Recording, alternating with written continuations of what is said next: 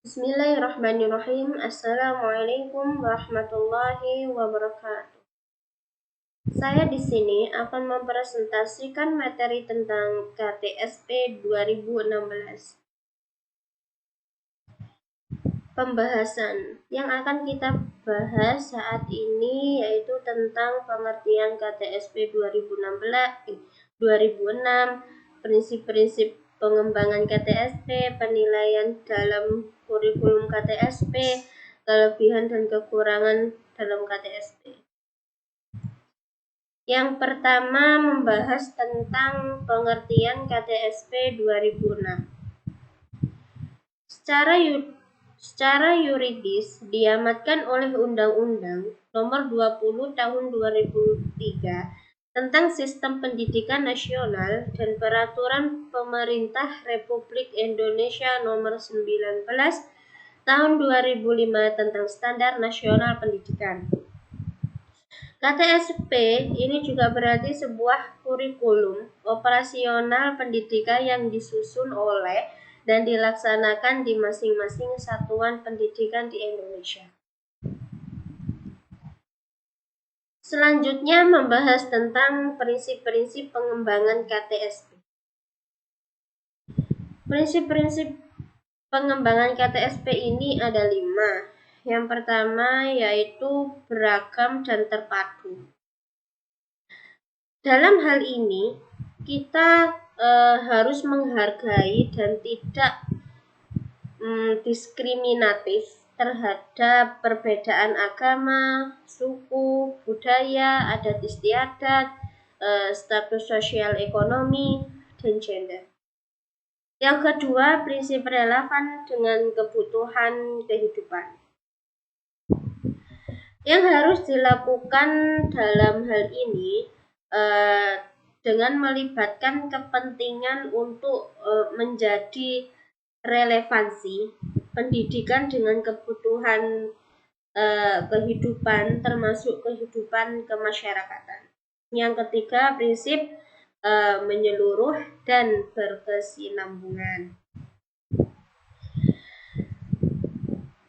Hal ini juga dapat mencakup keseluruhan dimensi kompetensi dalam bidang keilmuan dan mata pelajaran yang dipelajari. Yang keempat, prinsip tentang belajar sepanjang rakyat. Dalam hal ini dapat diarahkan kepada proses pengembangan, pembudayaan, dan pemberdayaan peserta didik agar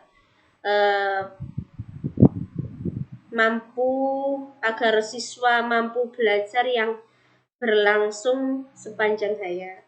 Yang terakhir, yang kelima, prinsip seimbang antara kepentingan nasional dan kepentingan daerah.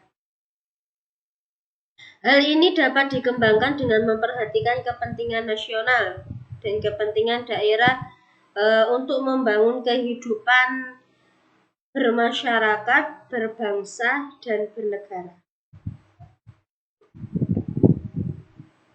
Selanjutnya, membahas tentang penilaian dalam KTSP.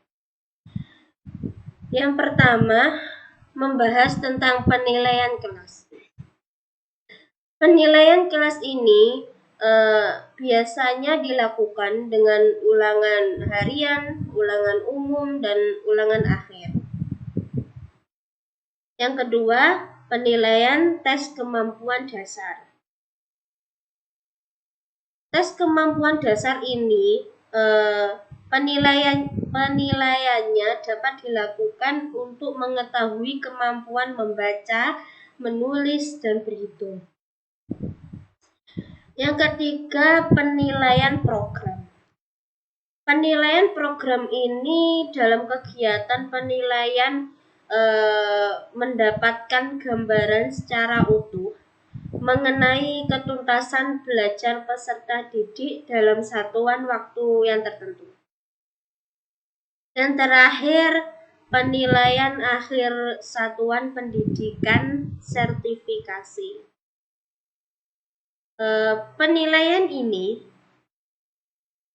dapat dilakukan oleh Departemen Pendidikan Nasional dan Dinas Pendidikan secara berkesinambungan. Yang terakhir membahas tentang kekurangan dan kelebihan KTSP.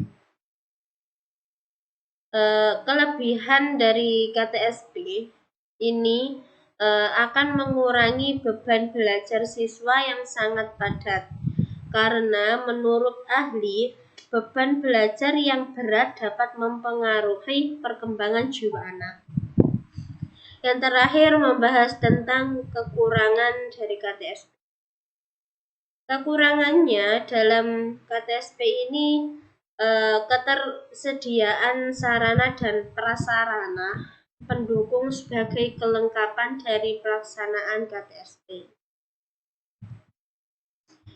Sekian, terima kasih. Kurang lebihnya dari saya mohon maaf. Wassalamualaikum warahmatullahi wabarakatuh.